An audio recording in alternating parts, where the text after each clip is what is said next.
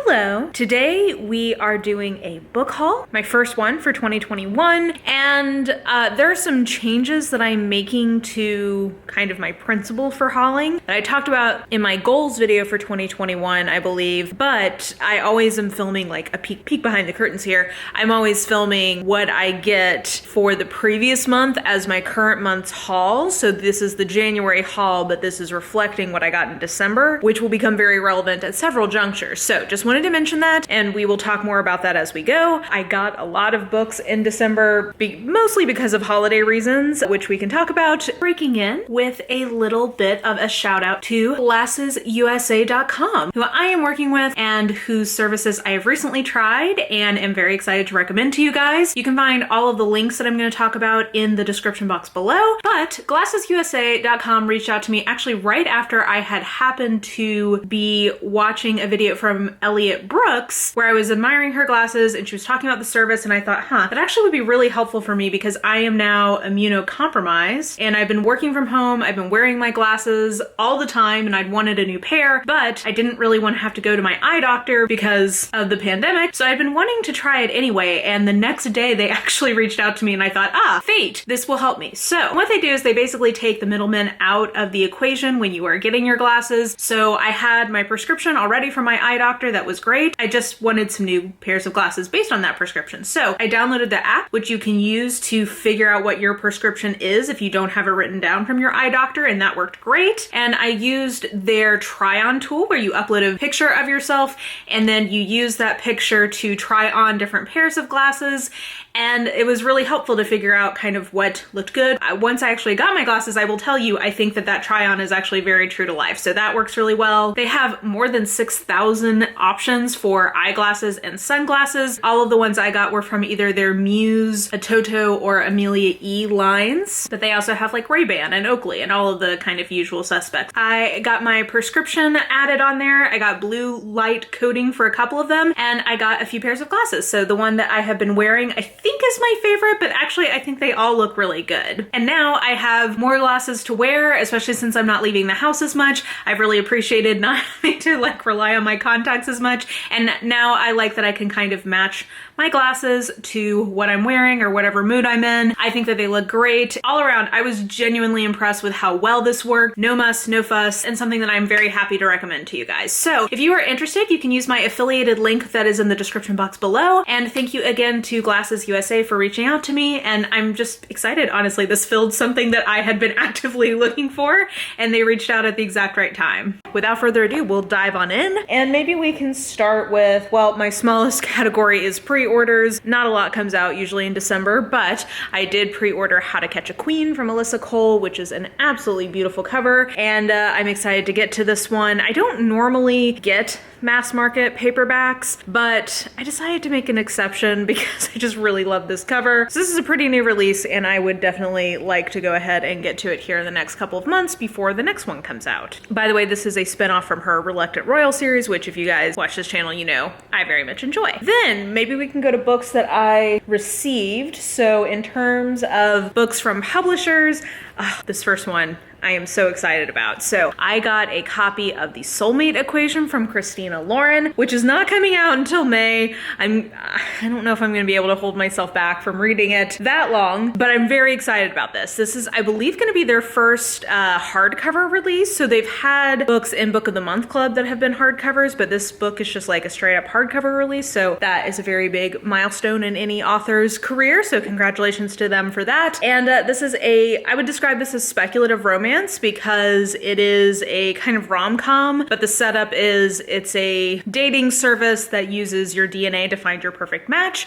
And we are following this woman who gets matched with the founder of the company. And I've been told that there's actually a John Marr kind of like thriller that has a similar premise. So same idea, but I think very different tone because this is definitely a romance. So very excited for this. This is in May. And thank you to Gallery Books / the author for sending this to me. And then I got got from Minotaur Books Prodigal Son by Greg Hurwitz, and this is the 6th book in a series. It comes out January 26th, and it's in the Orphan X series. This is sort of like a assassin thriller type series, so if that sounds like your jam, this is out from Minotaur this month, and I do tend to like what Minotaur does, so haven't read this author, but FYI there. Thank you to Minotaur for sending this to me. And then I only received as actual books as opposed to like gift cards or whatever, 2 books this year, which is a little unusual, but I'm very excited about both the things I received. Both of these are from my friend Bethany. So she sent me an ARC as sort of an add-on in the box of Raybearer by Jordan E. Fueco. And this is a YA fantasy that I have heard absolutely amazing things about this year and had kind of like on my radar as one I wanted to get. And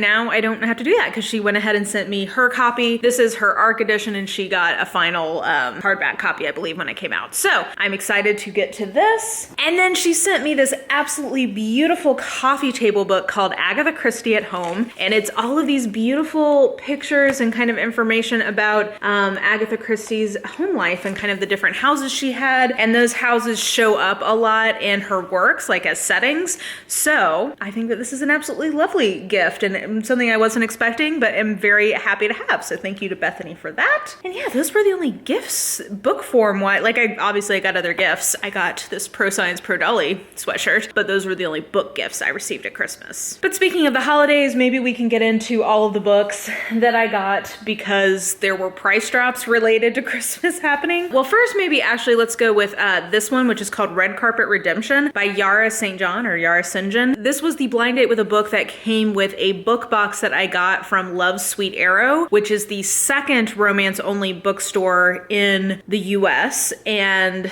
I tried to make sure I bought something from all of my favorite independent bookstores over the holiday season, just, you know, because I like them, and most of them I gave as gifts, but I didn't have the particular person I wanted to send something to from Love's Sweet Arrow, so I just got it for myself, and it was a way for me to kind of test and see what all is in the book box, and it was really good. There was a soap that smells like peppermint in there that I'm using right now. It's really nice. But yeah, this is a Harlequin Desire, and I think that basically the setup for this is he's a famous actor who once was a sperm donor, and the media finds out, so now they're like, she's the mother of the child that he sperm donated to create. They're like in a fake relationship. So sounds like actually a pretty fun setup. I'm a sucker for a fake dating trope, so this was what came in that box. And then just like all these price drops, guys, on books that I'd had my eyes on. So we'll just run through these. So first is Just Us by Claudia Rankine, which is sort of like, it's about race in America. And I got it in physical form and not audio because,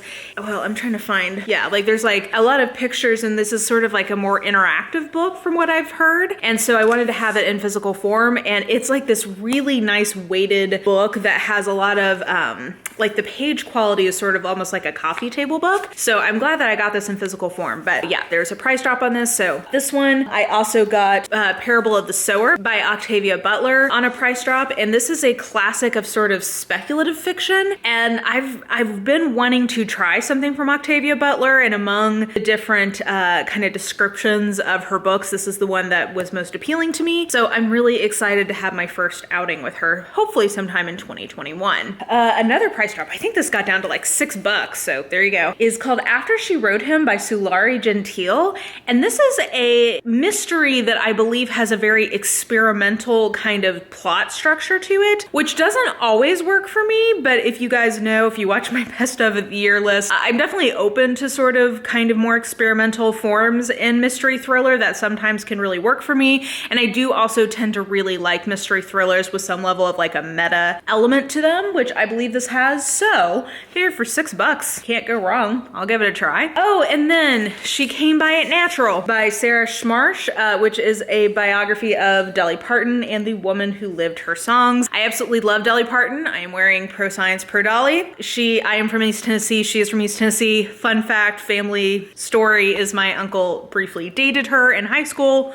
So definitely a lover of Dolly Parton. She was actually the speaker at my college graduation. She got an honorary PhD from my university University of Tennessee.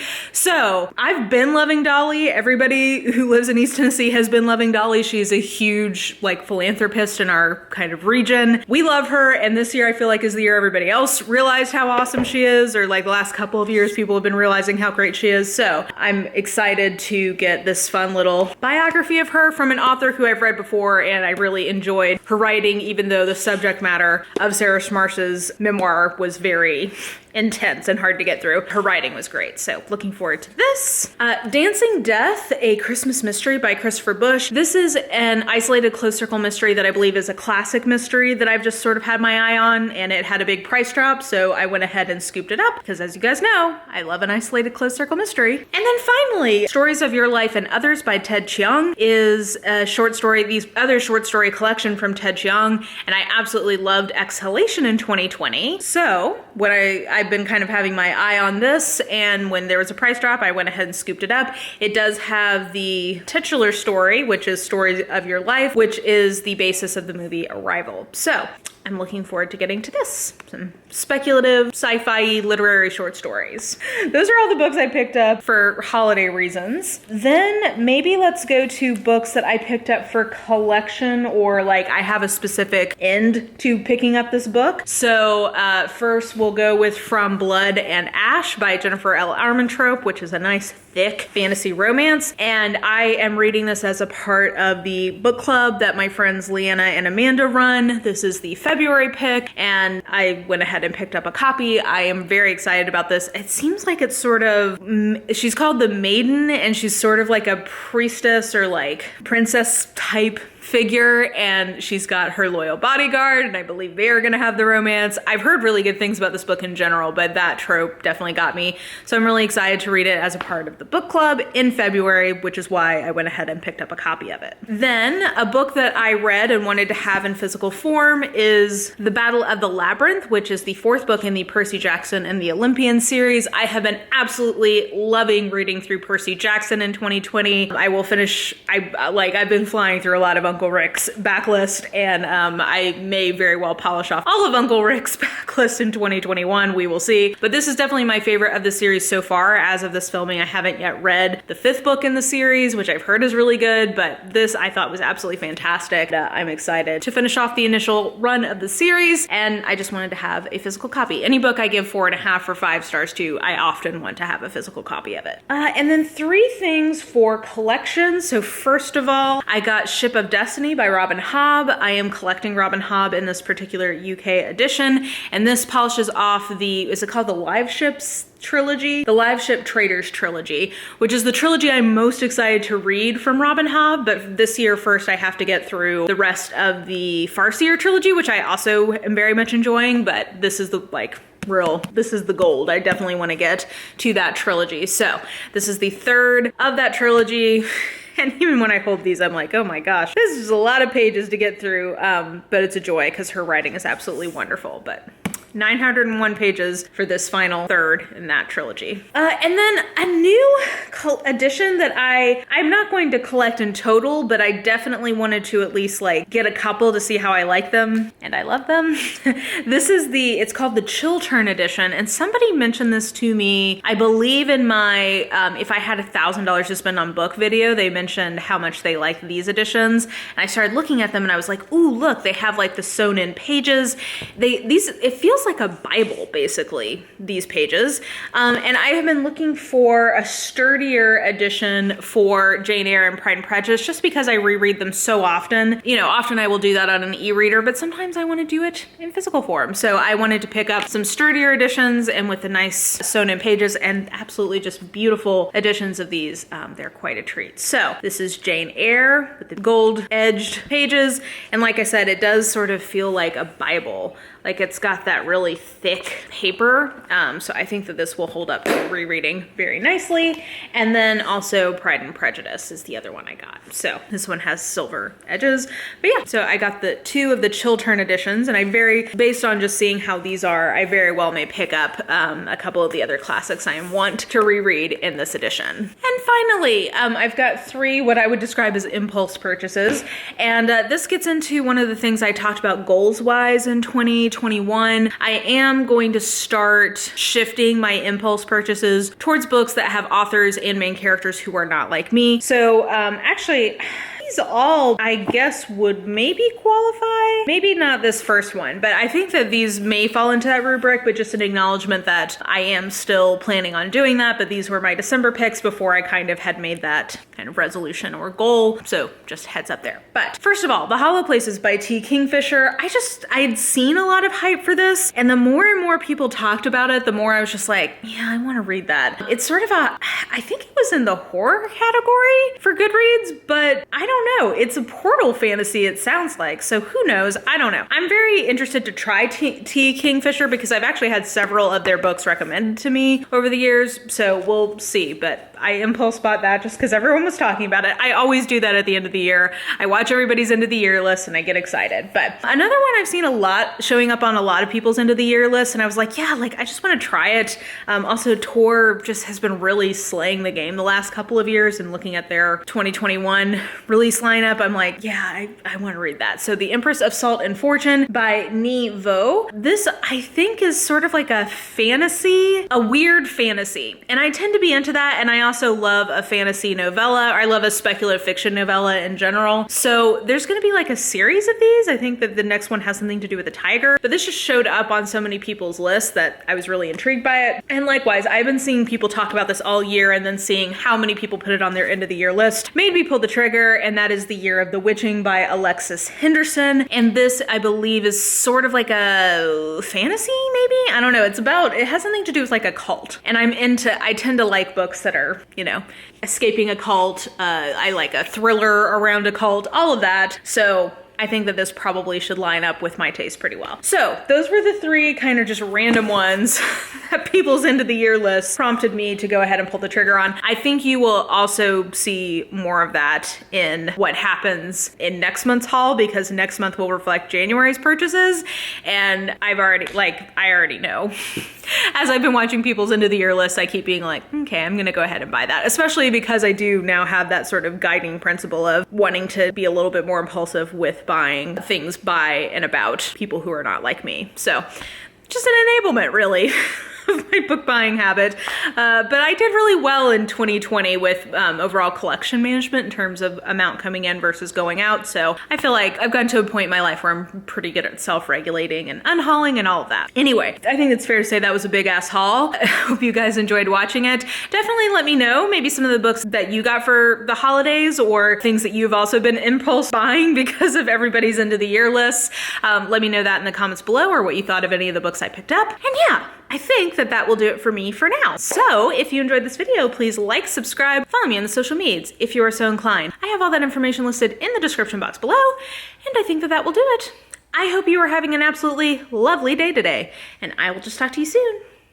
Bye!